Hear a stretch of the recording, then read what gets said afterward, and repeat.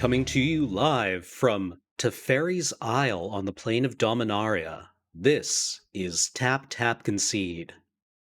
Hello, everyone, and welcome to Tap Tap Concede. I am your host for this episode, Cameron, and joining me is Nelson. Hi, I'm Nelson, your co-host. Yeah, let's. I also would like to be a co-host. I I will think allow you the title of co-host, having claimed it first. together. Yes, here I am on the mountain of co-host personship, and I would like to offer you the conciliatory banner of being a co-host. That is the nicest thing anyone has done for me since this afternoon. Great. Thank you. All I'll take right. it. Well, we here at Tap Tap Concede are brought to you by the very kind people over at cardkingdom.com.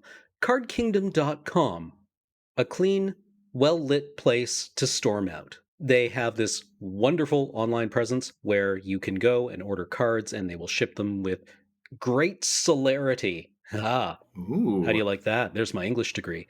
Are we a Vampire the Masquerade podcast? Just Oh, kidding. Go on. if only, you know? Was it the Yeah. Tories and the Bruja who had celerity? That sounds... I don't know if it's the... Yeah, maybe. Toreador and Yeah, yeah. definitely the Toreadors. I can't remember who else. Yeah, because it gave them fine control. Yeah, if you get old enough, yeah. Yeah. Uh, all right. So if you are considering going online to buy Magic the Gathering singles, associated product, and if you live within the United States sealed product, please consider cardkingdom.com/LRR. That will enter our affiliate code and let them know that we sent you. And if you do purchase anything and you enter into the box at the end of the transaction, loading ready run sent me button, please, they will send you, uh, stocks permitting, a little 1-inch button, which I believe currently reads, sideboarding is an admission of defeat. I use them at least because I really like them. They're good people and they do good work. If you need magic cards, they've got magic cards for you. Yes, they can exchange magic cards for currency. Speaking of currency, this podcast is also brought to you by you, the viewer, over at patreon.com/loadingreadyrun. Pay them so they pay us. No, wait, pay us through them? Thank you for your continued support on Patreon, everyone. What he said. There's a reason why I'm not allowed to do these. But that segue was buttery smooth. Thank You you, Nelson. you deserve the credit. I was going to say that I worked on it, but that would be a lie. I came up with that on the fly. You know who worked on things? Ooh. Magic the Gathering R&D department and whoever's in charge of organized play and the banned and restricted lists. So we're Ooh. going to talk about some decisions that are coming into effect shortly before or shortly kind of during time of recording, and while you're listening to them, the new face of standard and historic will be all around you. So we're going to talk about that in just a second, and then we're also tonight, so you know, going to talk a little bit about our experiences at the Arena Open, and we're going to talk just a little bit on the very small number of core 2021 preview cards that are out. So, Yeah. what happened this week in the world of BNR announcements, Cameron? Well, there were, strictly speaking, in the realm of those 2.5 letters, the BNR, Agent of Treachery and Fires of Invention were both banned in Standard and Historic. So Interesting. these cards were problems. I don't know if you're Right. familiar with them, if you've been ground into the dirt by them. I've watched my opponent, get some free spells off of Fires of Invention and kill me a lot quicker than I thought they were going to. A couple times. Yep. Yeah. As it turns out, casting 2 Cavaliers per turn, starting on turn like 5 or 4, yeah, it's kind of a beating. Kind of a Mm-hmm. beating. And then also like Agent of Treachery just leading to this very unpleasant clock. Agent It of Treachery doing a just makes you bunch want to of go things to standard. outside. Oh, good. All right. Cameron and I normally have this hilarious, so everyone's picking up on now, hilarious timing thing where we both have the exact same or almost the exact same amount of Canadian, no, you, No, you go first. Go ahead. And when we're sitting next to each other in the moon base, we can totally hack it. But now that we have to do these on audio only from each of our living rooms, we're on extra like hard listening duty, and I'm failing badly so far. Sorry, Cameron. Oh, don't. It's also my fault, right? Like it's that kind of thing where you don't actually pay attention to how much information you're getting through your peripheral vision from your neighbor's body language Yeah. about like cues about when to speak. Yeah, you're committing an act of treason when you talk over someone else. To loop it back into the Agent of Treachery, I was going to say Luca, Coppercoat Outcast, and Winota, both from Ikoria, Winota Joiner of Forces, have been relying on Agent of Treachery as the top end of these powerful and, Mm, kind of metagame sharing pieces of the standard format, just important decks in standard, the Winota decks and the Luca decks. yep. So a lot of Agent of Treacheries have been floating around. So it's not too surprising, I guess, to see those ones banned. I mean, I suppose this also does kind of follow a certain logic that WotC has tried recently, where you try not to ban the more expensive part of the deck, Right. right? Like, I suppose Agent of Treachery might have been the one that stung the least. It's weird because I think I'm not alone in being having played lots more Magic Arena than any other kind of Magic lately. On Magic Online, there are card prices, and obviously in the paper world there are card prices. But on Magic Arena, there are only wild cards, so it's kind of like whatever rare you chose to ban hits the Mm, players equally. And this is both elegant at times and frustrating at other times. Um, you can't build a deck that would be a bunch of dollar rares on Magic Arena. Like I jumped to do that mm. at the beginning of the Ikoria season. Like I crafted a bunch of Doom Fortolds, and then immediately the next week I was like, oh, I didn't get all my triomes built. This was this was folly. I'm out of wild cards, right? Right, right. When you go for the fun deck rather than going with your fundamentals, Yeah, right? You can kind of punish yourself. Did you like that one? I I loved it. thank you. Let's also talk about the other part of the announcement. So, oh yeah, I guess we glossed over Historic. Historic had the same two bands as Standard. I don't actually play Historic. I've watched some Historic and it looks fun. And I probably should have gotten into it this last week, but instead I just played a ton of Counter Strike instead of playing the like sort of dead Standard format. Um, Yeah, yeah. It's like uh so there are some yeah, standard bannings, but I wouldn't know about that because Valorant came out this week. Finally. Just exactly. Yeah, you know it. But the same two cards got banned in Historic. So I imagine that, like, I know Winota is a powerful card in Historic as well. There's more targets you can get. I've seen some lists with, I think it's Angrath's Marauders at the top end, but I bet there were lots of people playing Agent as well. And Agent also slots into bigger mana ramp decks, which have legs in Historic. And then Fire is probably the same thing, just probably the same play patterns where you have Teferi into Fires into some kind of top end. take a look at this pile of unrelated rares. Exactly. Okay, so there was one other component of the banned and restricted announcement that we've been talking about a little bit about on this podcast, and this week we finally get to find out what it was. Yep. And that is the change to companion, which is something that we have not really seen WotC do before.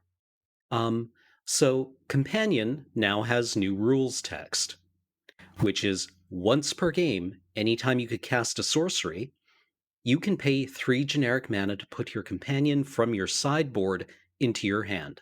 This is a special action, not an activated ability. That's right. So special actions. This one it says you can only do it whenever you could cast a sorcery, which is nice. It prevents some like shenanigans, particularly like it prevents hand attack spells from getting kind of foibled by getting to move your Hmm. or foiled. I mean, by getting to move your companion into your hand, and then it also just makes it feel a little bit cleaner. Lots of other special actions in the game happen only at a certain time or whenever you want. There's a few cards in the game that offer the special action upon resolution of the card, and then it can happen just any time, which is really weird because sometimes it can even happen like during the resolution of another spell or whatever. I'm trying to Anyways, think of like what all the special actions are in the game. Is putting a land into play a special action? Is that um, or is I think so. If it's your land drop from the turn, it might be, yeah, because you don't pass priority. Certainly, untapping your lands, hmm. like that's a Hmm. game action. Drawing your card during your draw step, attacking with your creatures, blocking. But I don't know if these are actually special actions. I think these are just normal game actions. So special actions are just like lay in an arbiter. I believe that's a special action. Okay. When you pay 2 mana to lay in an arbiter. The one I always remember is Quenchable Fire, which wasn't a constructed card. It was just this draft card from Conflux, where you it's like 4 mana and you deal 3 damage to a player, and then they can pay 1 blue mana sometime within the next whole turn cycle, and then if they don't, they take 3 more damage on their following upkeep, like Oh. 2 upkeeps after that or something like that. Okay. So does this use the stack? No, none of the special actions use the stack. They're just a thing you do, and then Hmm. you just get to do it. No one responds, and then whoever had priority gets priority back, or active player gets priority. All right. So this basically is very similar to how Companion worked before, but now it just costs you 3 mana. The fact that it's sorcery speed actually makes it even worse against hand attack spells, because there's going to be some turns where your best move is just to move it into your hand and then pass to your Right. opponent, where they get their whole turn to cast their hand attack spells. So it's, I guess, yeah, it's way worse for that reason, as opposed to just being a 3 mana extra tax you pay before you can cast it. Like, say the ability was you may pay 3 mana and then later you will be allowed to cast this spell. That would be a much better deal than the one we have now, where you have to move it to your hand. My feeling on this change is, I guess it's still, we're still experiencing, like, this is the biggest effect, I would say, of, like, the evolution of the fire philosophy, where, like, they want to make sure that the cards they print are, what is it again? It's fun. Fun. Um, Um, what's the I?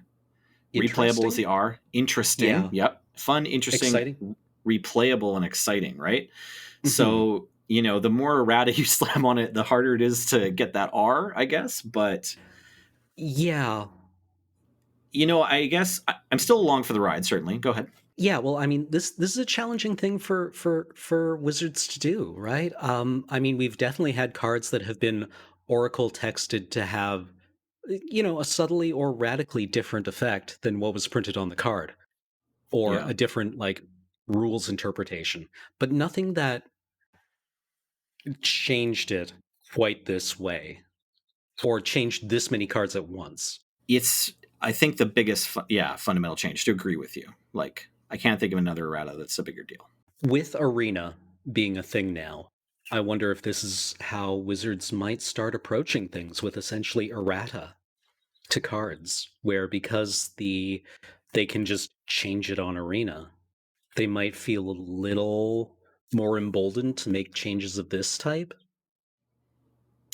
Yeah, it's possible that Arena really backs up the fire philosophy, where it's like, just make sure that, like, every set has cards that attract people's attention and that people want to try and play, and we'll fix it later. Hmm. Which is, like, disappointing and sloppy, right? If that's the Yeah, case, that's I mean, disappointing and sloppy. yeah, I I don't. This is also me just being like, yes, the thing that I just theorized, I don't like it at all, right? Right. Uh, But it's in the back of various people's minds. So I think it's worth addressing. It's okay to address it. It's not necessarily the case. Yeah. it is an ongoing concern, right? Like if they have this tool in their toolbox, then maybe it's something they will feel more comfortable using in the future, right? And maybe that's good for arena players who get more powerful cards, and they get uh, uh, this ability to have problems fixed, I guess, if you care about fixing problems. But for those of us who play paper, we're going to have to like keep all of this in mind. Although I suppose that's something Magic players just do already all of the time.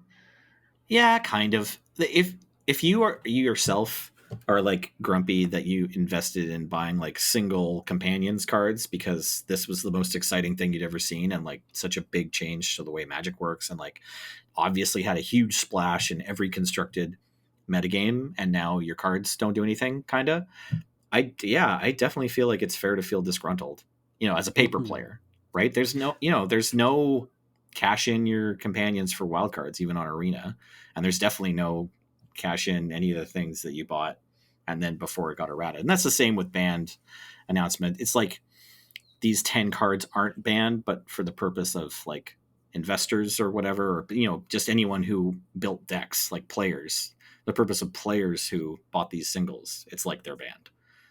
Yeah, right. Like if this was your linchpin, if you were if your deck was all in on getting Lurrus down on turn 3, well then you're out of luck, right? Like the card isn't banned, but the deck Hmm. does no longer work the way that you needed it to. Yeah, I think actually Yori on decks in standard might still be fine. They're definitely affected, and I think probably in standard Wilderness Reclamation will take more of the metagame share now that Fires has been banned and Yorion's been nerfed. Um, but Yorion's probably still playable. I don't feel great about Luris or Obosh. Yeah, I mean, seeing the decks that were running Lurrus, well, no, that was really more of a vintage legacy problem. Imori might still be fine, actually. I've been playing a bit of Imori lately, and I Hmm. don't know. Sometimes you have way too much mana anyway, and it's just kind of an extra body to cast. Yeah, I mean, I think my favorite deployment of a companion remains the decks or the creatureless decks that were running Kahira as just like an eighth card in their hand as a 3/2. Yeah, those decks care about this nerf the least, right? Because they still just have that extra 3/2. It costs 3 more mana, but they probably don't care that much. Unless the plan was just always slamming Kahira on turn 3 to block and then untapping and casting Shatter the Sky. If that was the plan in those decks, I never played those decks, if that's not abundantly clear. But yeah, if that was the plan, suddenly that is off. I admired their moxie. Yeah, no, that's fantastic. I also wanted to say that, like, banning essentially this whole mechanic, like nerfing this whole mechanic to the point that three more. It's like all these cards just cost 3 more mana. If you add 3 more mana onto a card that you had planned for constructed, like that kind of means you just shoved it into the world of draft, right? Like you generally don't, you wouldn't be as concerned about Jace the Mind Sculptor if it costs 7 or Stoneforge Mystic if it costs 5. And you can pay this 3 mana in installments, so that matters. That actually does make it cheaper. But it's still like this is a very big deal. Like this is a blunt hammer that they hit it with, and it's not the ban hammer, but it's very close. This is a big nerf. It wasn't 1 more mana that they're charging on top of companions, or like a scaled you know, Kahira costs 1 more, Obosh costs 2 more, Lurus costs 3 more, or whatever like that. It was just everything costs 3 more. It's a huge sweeping effect. Yeah. Like my own personal philosophy on things is that I find failure and mistakes interesting, right? I Right. I tend not to hold people's mistakes against them. I don't get too bent out of shape when people make interesting mistakes. I find interesting failures are a lot more worthy of thought than just things that are out of the park successes. So Wizards' approach to this has been kind of engaging for me, right? I want to see where this all goes. But that comes from a relatively privileged position of not having bought these cards, right? Yeah.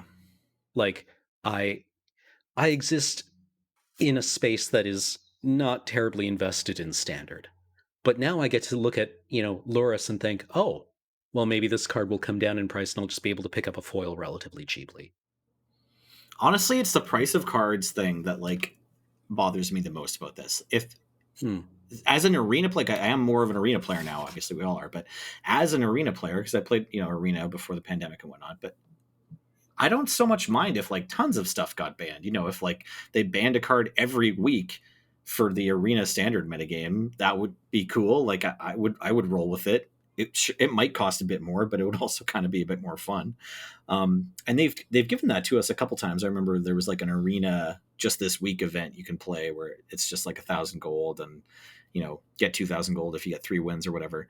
Where like 20 cards were banned, and it went all the way down to like the Gates Ablaze was banned. Like Huh. so many cards were banned. All of the top all of the top cards were banned for this like Right. standard what if format, as well as a bunch of the tier 2 cards, like just cards that you were kind of familiar with but weren't even really a problem, like not cards that were ever going to get banned in real standard. But just like format staples. Exactly. And so, Hmm. people always just will find whatever is the best in each format, including those ones. So that's, I don't know, that'd be cool for Arena. But on paper, it's like if you're an F&M player, you can't afford that. Obviously, you can't No, afford for a yeah. card to get banned every week. So I wonder if we're going to a space where like, it makes more so like there'll just be little mini seasons inside of each set release where it's like, okay, the set's released. Yes, we've tested it. Obviously, we're gonna introduce it like this, but hey, give us one more month to iron out the kinks as the Hive Mind play tests it, and there's some serious tournaments, and then like the week after the Pro Tour, there's a banning, and then maybe that also comes with the announcement that like, okay, and now for the next 3 months or whatever, like whatever happens, we're not going to ban any cards from this set, and that could be like the point at which it's like safe to buy in standard. So Hmm. I wouldn't mind if there was something like that, like an actual release about like, because we have regular BNR announcements, so it's already sort of that, but what BNR announcements mean has kind of been changing. Like the stakes are just getting higher as we've seen this week with like a whole mechanic getting basically banned. So I don't know. I feel like we all need to be a little bit more careful about how we buy, and maybe like, just waiting until these pro tours to get into standard decks. And it feels terrible saying that as an LGS employee. Sorry, Right. LGS owners the world around, or whoever's listening to this. That's not what I want to have to say. So that's part of the cost of this fire philosophy. It's just like not feeling really secure about paying for cards if you know that they're going to be suddenly worthless like a month later. So that's tough. I also have heard like some reasonable complaints from people saying that like the fire philosophy has led to it's not always a good thing that every new set has just more powerful cards because that Yeah, it's pushes a out balance, right? Yeah, yeah, because it pushes out people's pet cards. And it also, leads to this kind of unsustainable situation where the game where if everything's getting better all the time, then it eventually it's going to hit a breaking point, right? And arguably it already has several times. right. Yeah, I mean, I'll be first to say I do want to say in the defense of what's happening now, like try to offer the other side here. Like, I don't ever want to have to open another Born of the Gods. Like that set was just so Mm, milk toast. Like there was just nothing going on. Obviously, there was Brimaz and Corsair and first Kiora, and then like, but after that, it really just the set didn't have enough going for it. It wasn't on the fire philosophy. It was on the like, we have the whole this year of standard mapped out. We're going to make sure it's safe, and like this set, it had to have some filler, but we preserved the rest of the environment, and like those Elspeth Suns champions everyone bought into, and those Whip of Ereboses and Thragtusk and whatnot, like those are still going to be good. Don't worry, right, your right. sound is $1 a pound there. So like that was not something that we all kind of noticed right away. I don't think, or at least I don't know. I wasn't on Magic Twitter back then, but I didn't notice it right away. But certainly looking back, it's like, yeah, that set was. If you're going to be disappointed about what just happened with Ikoria, it's like you should also be very disappointed about that set. Um, and then I also want to say about this choice by WotC to make this big sweeping ban. I think this is like, definitely not worse than the fact that, or maybe it's close. It might be on par, but I think the fact that Bitter Blossom never got banned out of standard, maybe that's just me having a pet peeve or whatever, or me not being a good enough player. But I think that like that card was pretty egregious, and it was a standard format I played a lot, and like for most of the time it was in standard, you were supposed to be playing it.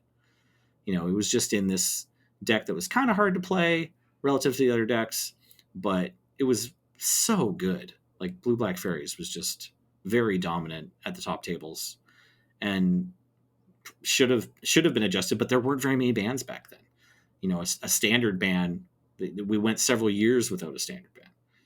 Right, yeah, I always forget that at some point we were playing Bitter Blossom and Vendilion Clique and like the Fairy Archmage in Standard. Yeah, Thoughtseize and Cryptic Command, and Mana Leak was legal there for a while too. Cryptic Command was in that format. Yeah, so was Cryptic Command. Back then, WotC didn't ban cards at all, and I think with this companion mechanic being released the way it was, and then having to get hit with this gigantic Nerf hammer, it's like, okay, we're hopefully heading for some sort of Goldilocks standard at the end of the decade or whatever. I don't know how long it's going to take, but I feel like right now, you know, oh, this soup is too hot or this porridge is too hot, but like back in Bitter Blossom days, it was too cold.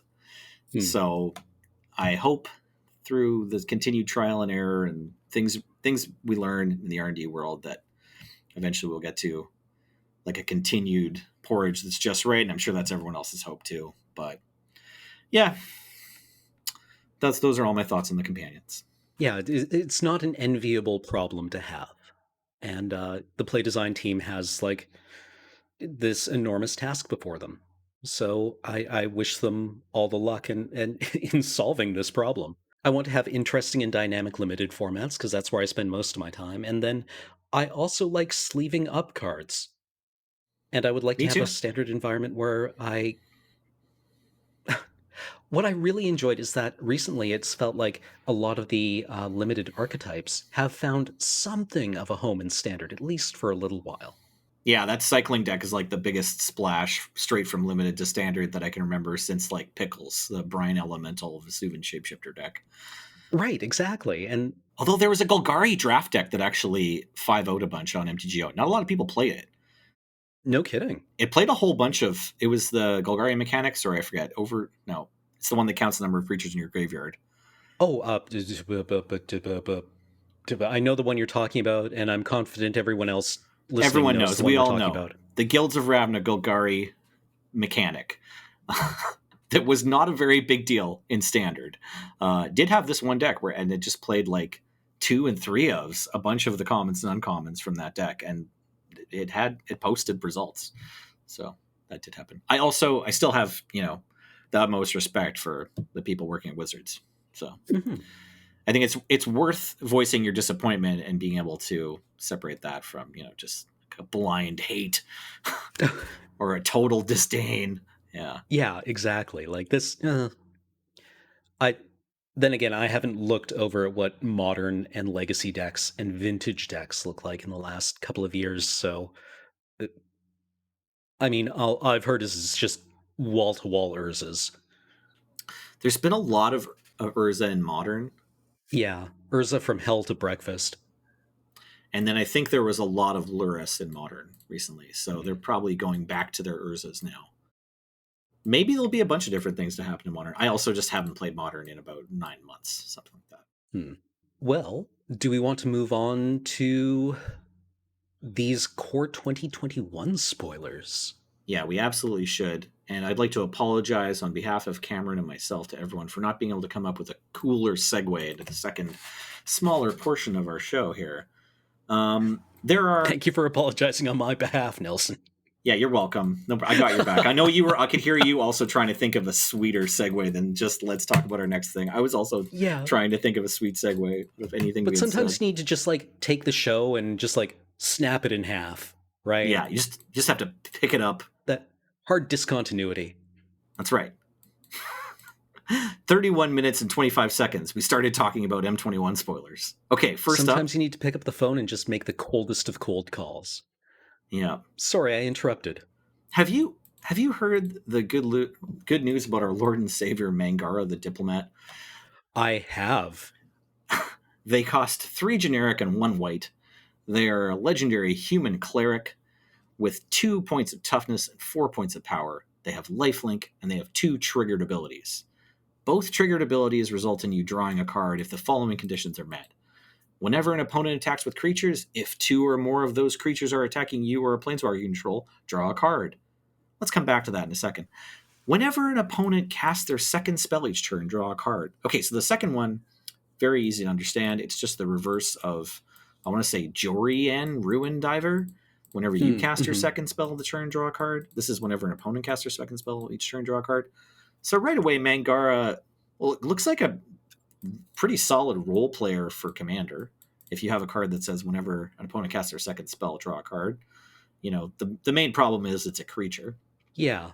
But the first triggered ability It's a mouthful, and I'm sure there's a reason that it's templated exactly the way it is, but I'm not entirely sure what that reason is. But it says, whenever an opponent attacks with creatures, comma, if two or more of those creatures are attacking you and slash or planeswalkers you control, comma, draw a card. Yeah, I guess there must be some weird corner cases where they couldn't have just said whenever an opponent attacks you or planeswalkers you control with two or more creatures, draw a card. Um, Yeah, this feels like the way that you would have to explain something that is intuitively very clear to a computer. right. Yeah, it reads a little bit like that, doesn't it? Yeah, yeah. Did I mention it has lifelink? It also has lifelink. Pillar Field Ox has come a long way. Yeah, legendary pillar field ox. Reminds me, and I know that in function they're actually very different, but reminds me a little bit of Leovold. Okay, yeah, absolutely. You know, this card that like comes down, draws you some cards, taxes your opponent in some way. That's basically it. That's where the similarities end. No, that's fine. It's more expensive than 2 mana. Hmm. The hate cards tend to hover around 2 mana and sometimes three, and then after that, it's like, well, if I'm playing a card for the disruption, how much mana can I possibly afford to put into it? This is a neat one. I don't actually imagine this being super important in the 60 card constructed world. What do you think? I I mean, I could say I could see this being present in some kind of like white base control deck or white splashing control deck, but who knows what Core 2021 will have. I mean, it's the Teferi related set, so I'm imagining we're getting a new Teferi, and that does seem to lend itself well to a control archetype that might want a card like this that can come down, profitably block something, float your life up, and as your opponent tries to overwhelm it, draws you cards and makes you come out ahead of the exchanges. Right? That seems like a totally viable thing. But I agree that this card probably will really shine in Commander Yeah, as just this tremendous engine. I was trying to think of another likely spot for it as a creature with a bunch of weird words on it. You'd think maybe this sort of card could end up in a deck that plays Court of Calling or Eladamri's Call, like a modern deck like that. But Hmm. I think the fact that the payoff is just draw a card, it doesn't actually stop your opponent from casting two spells, it doesn't stop your opponent from attacking with a bunch of creatures. It's probably just too weak for modern or even pioneer. Um, Right. so maybe if there's like a toolbox sideboard of a standard deck that has white, this might come in. Some sort of like grindy versus tokens match happens. Like Winota isn't banned, and that deck attacks with multiple creatures and sometimes casts two spells in a turn, so it could be good against There's Winota. that human deck Yeah, that just loves to stack up effects. I don't know if Mangara fits into it, but he does have that keyword. that's true. It is a human that you cast, and it makes your other humans bigger when you have Thalia's Lieutenant, so it's got that going for it. Hmm. Honestly, in modern humans, I could see you wanting to. There's like some matches maybe where you might want to cut a Mantis Rider for this. It's one more mana, but the effect is neat. And that deck often does play like it's a big grind, and so just getting to draw more cards is nice. Okay, maybe humans. Maybe, maybe worth maybe worth keeping your finger on the pulse of that one. But in EDH, where you can like turn one Sol Ring two Mangara, that seems good. Yeah. Then all your future opponents Sol Ring into something else plays. Boom, you draw a card. Love it. Hmm. All right, this other card we have for you, I think will also shine in Commander. It's called Double Vision. It costs Hmm. 3 generic and 2 red, 5 mana, for an enchantment with just one triggered ability that says whenever you cast your first instant or sorcery spell each turn, copy that spell. You may choose new targets for the copy. Camp, does this card already exist? It seems so familiar, but I can't. The I mean, like we've gotten tons of these fork effects, yeah, but never. I don't want to say as a permanent, right? There was that one um, red creature with flash that forked something. yes, yeah, 3 mana for a 2/2, and when it comes down, it flashes something. I think just what I'm thinking of is the twinning staff from the recent Commander release, which is also a Hmm. permanent. I just bought this deck, went into Yellow Jacket the other day. Haven't worked there for like 2 months now, but I really wanted to spend some money, so I bought the Calamax the Stormsire deck, and Ooh. yeah, so now I believe I'm the proud owner of a twinning staff. Yeah, so this is 3 mana if you would copy a spell one or more times. Instead, copy it that many times, plus an additional time. You may choose new targets.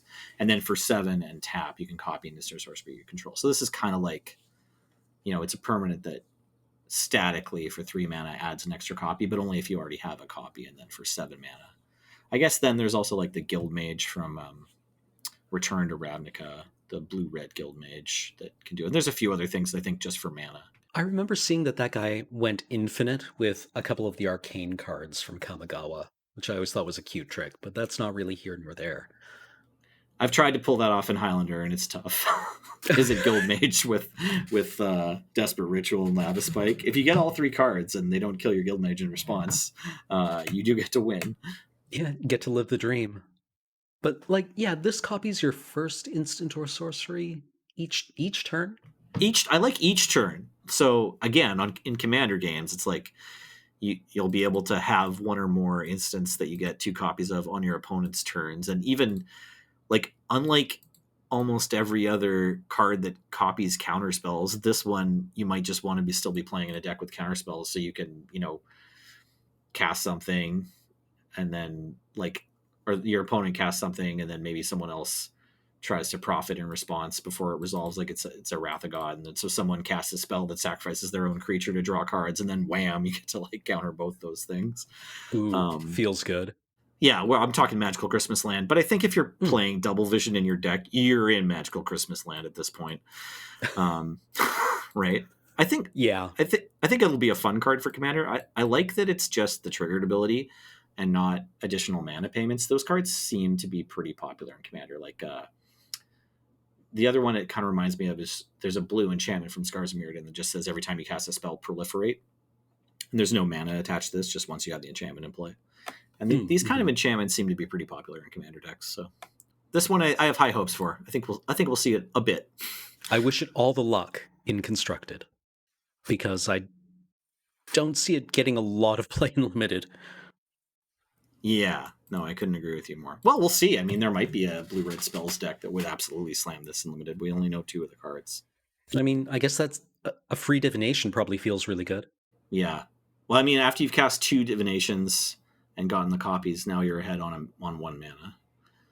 But yeah, Hmm. absolutely. More divinations. We want to draw cards. That's what we're here for. Okay, one more time with this smooth segue. If you have to say it 3 times, it's probably not the smoothest, but you know what could have used more luck in constructed is me last Saturday when I was playing the Arena Open. So Nice. I chose to go with after watching a bit of Graham's stream. Graham started off with the cycling deck and then just kept losing to Winota like several games in a row. I think he had 2. He might have done 3 runs. Did you tune in at all? I'm not sure if you or talk to him about it. I Yeah. thought he did 2 and then 1 with a different deck. With it was the Yori. No, it was with the Winota deck, wasn't it? Yes, he definitely. I'm sure he got prizes in at least one of them. I think he might have made it to like somewhere between 3 and 6 wins on both of his runs because he played cycling, and I remember he had some gems, so he must have had I think at least 3 wins, maybe 4. Um, and I watched the end of that one. I'm not sure if that was his first or his second run that I tuned into, and then he played. I think he played the Winota the version with Neoform, so this doesn't run a companion, and Neoform gives you essentially more copies of Winota in your deck. That's the advantage of it. Um, I played the other version. This is the same version that Kenji played, Numat the Nummy, and Kenji managed to go 7-2 even with punting. So I was like, this sounds great. But I managed to punt more and only go 6-3. Oh no. Yeah, it's okay. And then I doubled down. I managed to get in a second run. This tournament was pretty cool. It was way faster than I thought it was going to be. So kudos to the arena team for figuring out the structure, giving us finally the chance to burn gems, light them right on fire. Um, and I just went like I think 1-3 in the second run. I did very very poorly. But the deck I was playing was Umori. So my deck is all creatures and lands, and then it plays Winota, mana accelerants, and then top end, and basically the only interaction is Brazen Borrower, um, and then the other kind of cool card that is in the deck instead of Neoform, essentially in the Neoform slot, you're playing Sphinx of Foresight. I think it's called the Sphinx from. Um, Shoot, now I've forgotten what sets from. It's Sphinx from Eldraine, I believe. 2 blue and 2 colorless for a 4/4 that has Hmm. flying. And at the beginning of your upkeep, you scry 1. But also, if it's in your opening hand, you can reveal it and scry 3 on your first upkeep. So that's like trying to help you get to Winota. The deck essentially, it either has Winota or doesn't. And when you get to attack, even with like 2 creatures, even 2 Winota triggers on time, just can blow the game wide open. Um, Yeah. More than that, and you'll often just get the concession immediately, or you might even win on. You can actually win on turn 3 sometimes, um, or you might, steal 2 of their lands, and then they kind of try to grind it out. I mean, heroic effort on the opponent's part. But the games where you don't have Winota are very difficult. So yeah, the Neoform version, if you don't get a Neoform or Winota, you're in a kind of worse spot. The version I played, at least you have a companion, so you can kind of Mhm. you try to. It is a little bit better at trying to middle it out. But after playing 10 or 20 matches with the deck, I think I'd really like to try the Neoform one. I guess especially the companionship band. Oh, I'm sorry, Agent Treachery's banned. I can't play this deck anymore. I forgot. Tears. Oh, That's okay life though. is over. Love is over. This is for the love is over. This is for the best. Agent Treachery being banned kind of makes me more excited about Standard. Um, yeah. So what I saw from Graham, I think he did approximately equal to me. So, and it seemed like he was having fun. I don't know. He had quite a few people watching the stream, I believe. So that's nice. Um, the tournament format was 4,000 gems to get in, and then you get like you can't get your 4,000 gems back unless you day 2. To day 2, you have to win 7 games. It was best of 1, 7 games before taking 3 losses. So you can play Mhm. up to 9 games in each run. But you can also buy in for gems. I think it was 20,000. Sorry, for gold. I think it was 20,000 gold, um, which is like That's whatever it was. That's exactly even to the amount of, say, if you were just buying single packs or 3 packs at a time from the store, you would right. spend this amount of gold at the same rate you would spend 4,000 gems. So, I like that the grindable currency was an option for it. yeah, yeah, that really made it feel kind of okay. Um, Hmm. it was still, I'm sure, a huge, heyday for Arena. Like I'm not upset that this tournament happened. Um, I'm fairly in control of how much money I spend on Magic Arena. I probably spend too much, but not so much that I would consider it even close to being a problem. Hmm. Um, but I haven't built all of Standard for free by just playing lots and never losing. That would be ideal, obviously. Um, but I think this type of event coming back more would be great. I would be interested to play it more, and I'm sure that Watsy did pretty well on this event. I would imagine, because the amount of money and gems that they're paying back out, I don't think mathematically could have come close to equaling the amount of gems and gold that they pulled in. And the gems, at least, more or less equate to money. So Yeah, I mean, I, from what I saw from the people I follow on Twitter, the conversation was generally pretty positive. yeah, And the only like negatives I saw about it were, you know, the discussion around what standard is right now, yeah, which hopefully becomes better. Hopefully that's better. right. Sorry, just a little bit back there. Paul was suggesting that maybe Pyromancer Ascension is very similar to Double Vision, and yeah, somewhat. Pyromancer Ascension works a little bit differently, where you get to copy, I think, all your spells once you've got it turned on. Sure does. Yeah, but this one, it doesn't allow you to. It's different hoops for different reward, I guess. Remember when Pyromancer Ascension was playable in modern? Hey, it might be again now that there's no Luris. Probably not. There's still Urza. Mm. Stupid, sexy Urza. Oh, I love Pyromancer Ascension. One day, one day it will be back. Pyromancer Ascension, I think, is still the kind of tier 2 deck that like you can definitely just be pretty good at and then like get people with because they haven't played it in a long time. And maybe they Mhm. just don't even know what you're doing for like 2 turns and then it's too late. Hopefully. I mean, is there anything better than an opponent like picking up one of your cards, reading it, raising an eyebrow, and being like, huh, okay, Sure hope that doesn't kill me. I don't know what's going on here anymore.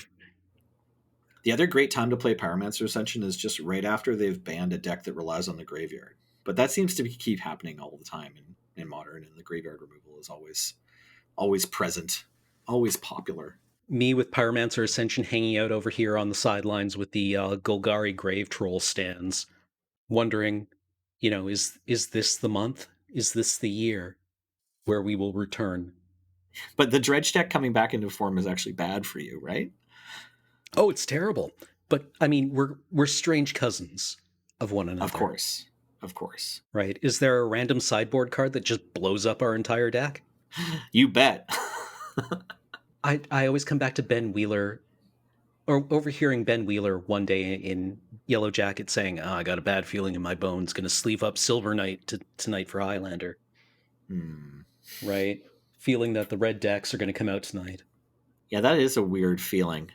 You're downtown, you're close to the sea, it's a little bit too cold.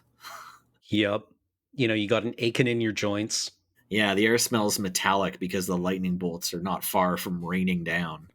Yep. And you find yourself asking, do we have a core Firewalker around? Just one like in the uncommon box somewhere? Hey Ed, what's that common white creature that can like give other creatures protection from red? I think it's like a one Yeah. two for one. Also, I'll take a Dragonclaw Talisman as well. Hey, does anyone have a harm's way for trade? See, magic is as Dickie G intended. Hmm. You know who has a harm's way for trade? I bet I do. Do you though? Do you want to take a guess? Is it? No, I can't. The possibility space is too large. You can do it. Is it cardkingdom.com? Yes, it's cardkingdom.com. I knew you'd get there. They're offering the trade for currency. That's right. And did you know that if you buy a Harm's Way from cardkingdom.com and enter our affiliate code by going to cardkingdom.com/LRR, that lets them know that we sent you there. And if you include in your comment when you're buying stuff, LRR sent me button, please, or even just button, please. Actually, maybe you have to say LRR. Maybe they have different kinds of buttons. I'm just realizing in the middle of this already way too long spot for Card Kingdom. I would be scandalized to find out. Okay, well, I need to go visit their website. No, no, I wouldn't. I mean, I'm not the jealous type. That's all right. I know they have several affiliates. Tell them whoever sent you. It's great. We love it when you go to Card Kingdom. But yeah, you could get a button that says sideboarding is an admission of defeat. Or maybe that one's gone and you got something else sweet like math is for blockers or auto tap, concede. Who knows? Hmm. Regardless, you'll get your stuff quickly and probably in whatever condition you requested, and you'll get a funny button that we helped create. And this podcast was also brought to you by you over at our Patreon, patreon.com/LRR. Or is that one loading ready run? Slash loading ready run. Sorry, I just said yeah without even thinking about it. I mean, I'm used to that from talking, so it's okay. Yeah. I'm used to it at this point. Yeah, where somebody's saying something and you just acknowledge it. No, I just mean whenever I'm saying anything, everyone just kind of goes dead in their eyes and just slowly bobs their heads up and down. Well, we're used to you being right. I'll take that. I'll take that. That's why. Yeah. Nelson has said a thing that is almost undoubtedly correct. So thank you so much for your support at the Patreon for helping us keep the lights on at all of our various places and keep the moon base in good supply of electricity. Mm-hmm. And yeah, on behalf of Cameron and Hello. Paul, who's on tech, and Heather, maybe still helps out with these, and Graham's probably going to help out with this one too. I'd Mm-hmm. like to say thank you for watching, and good morning, good night, good afternoon, wherever you are. Goodbye. So smooth. Buttery.